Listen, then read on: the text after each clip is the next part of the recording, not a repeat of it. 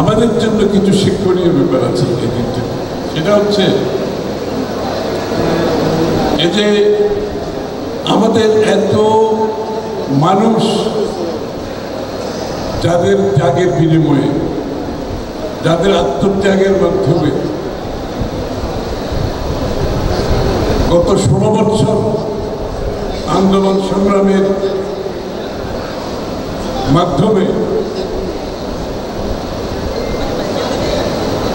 আমি ধরেছি যারা তাদের কিন্তু অনেককে কিন্তু আমরা ভুলে যেতে বসেছি। এখন জুলাই আগস্ট নিয়ে যত আলোচনা হচ্ছে, কিন্তু দীর্ঘ 16 বছরে যে মানুষগুলো এই আন্দোলনকে একটা কঠিন সময়ের মধ্যে এর মধ্যে দিয়ে আসছে, এই লোকগুলোর ব্যবসা বাণিজ্য ধ্বংস হয়ে গেছে, এদের পরিবার ধ্বংস হয়ে গেছে, এরা চাকরিচ্যুত হয়েছে,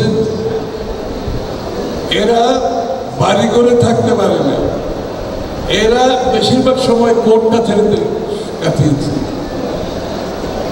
এবং এদের পরিবারের সদস্যরা, আমি জানি, এটা বলতে আমার খারাপ লাগছে, অনেকের স্ত্রী স্বামী না থাকার পর বৎসর পর বৎসর তার স্বামীকে ত্যাগ করে চলে গেছে। এরকম ঘটনা আছে, আমার জানা আছে।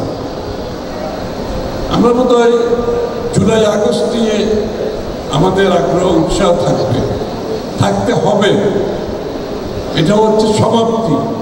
সমাপ্তি সবসময় মানুষের মনে থাকে, কিন্তু এর আগে যারা কাজ করে সেটা মন থেকে ক্রমান্বয়ে চলে যায়।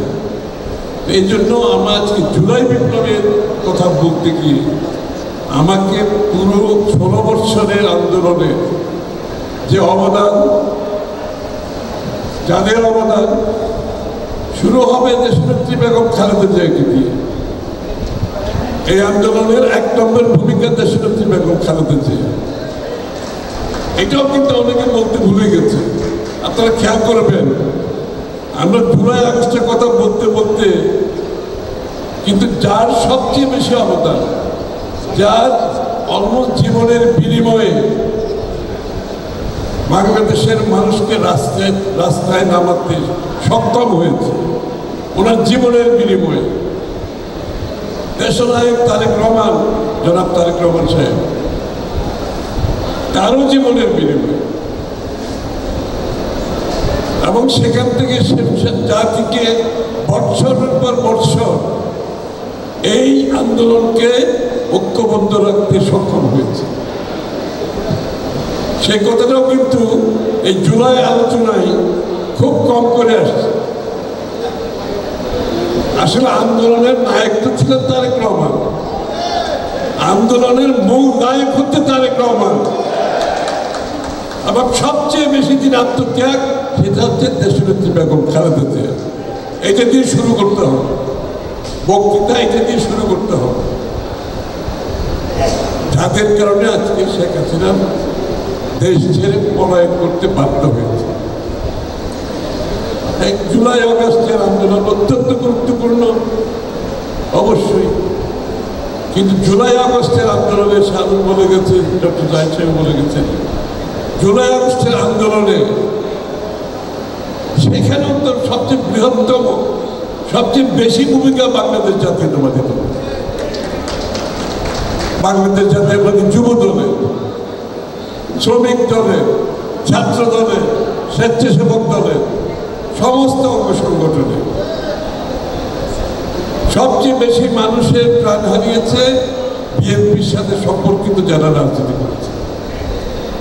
সবচেয়ে বেশি মানুষ জেলে গেছে বিএনপি। 90% মানুষ যারা জেলে ছিল, আমার সাথে যারা ছিল, 90% হচ্ছে বিএনপির জনগণ। এই শেষবার যখন আমি জেলে গেলাম শেখ হাসিনার পতনের 17 দিন আগে, আমার তো ধারণা ছিল আমি আর জীবন থেকে জেল বের হতে পারবো না। পুলিশ হত্যা থেকে শুরু করে যত মামলা আমার বিরুদ্ধে দিয়েছে আর অন্যদের বিরুদ্ধে দিয়েছে, এবার আমার ধারণা ছিল বাকি জীবন কিভাবে জেলে কাটানো। সেখানে 10,000 মোট বন্দী হয়েছে, প্রায় 10,000-এর মতো। তার মধ্যে কমপক্ষ হলে 9,000 হচ্ছে বিএনপির নেতাকর্মী, আর 1,000-এর মধ্যে রিক্সাওয়ালা ভাই আছে, ঠেলাগাড়িওয়ালা ভাই আছে, বিভিন্ন মানুষ আছে, শিক্ষার্থীরা আছে, বিভিন্নভাবে আছে জেলের ভিতরে। এদের কথা কেউ কিছু বলছে না। ওই জেলের ভিতরে চিকিৎসার অভাবে মৃত্যুবরণ করছে আমাদের সামনে, চিকিৎসা তাদেরকে দেয়নি। এবং জেলখানায় আমাদের সবচেয়ে বড় ভয় ছিল, আমাদের যদি শারীরিক বড় ধরনের কোনো অসুস্থতা হয়, আমি চিকিৎসার অভাবে মারা যাব।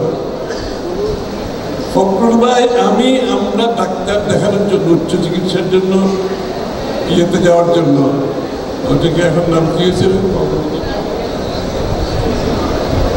বঙ্গবন্ধুর নাম এখন কি,